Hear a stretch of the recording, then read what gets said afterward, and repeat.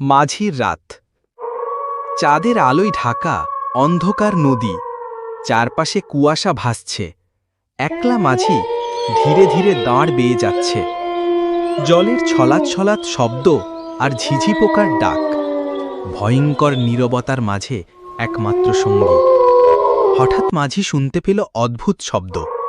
মনে হলো কেউ যেন পানির নিচ থেকে ফিসফিস করছে।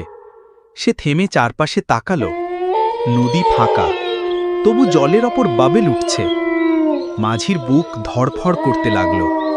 কিছুক্ষণ পর মাঝি পানিতে তাকালো, নিজের প্রতিচ্ছবি দেখল। কিন্তু হঠাৎ সেই প্রতিচ্ছবি এক বিকট হাসি হাসতে শুরু করল। মাঝি ভয়ে দাঁড় ফেলে দিল।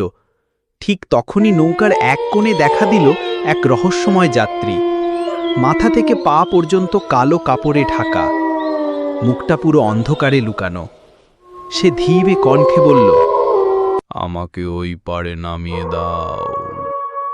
মাঝি কাঁপতে কাঁপতে দাঁড় বাবা শুরু করল। নৌকা যখন মাঝ নদীতে পৌঁছালো, যাত্রী হঠাৎ মিলিয়ে গেল।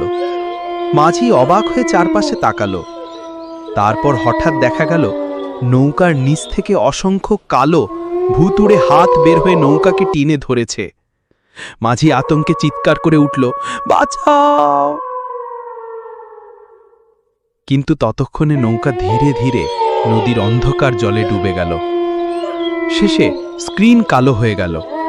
টেক্সট ভেসে উঠল, সব যাত্রী মানুষ হয় না।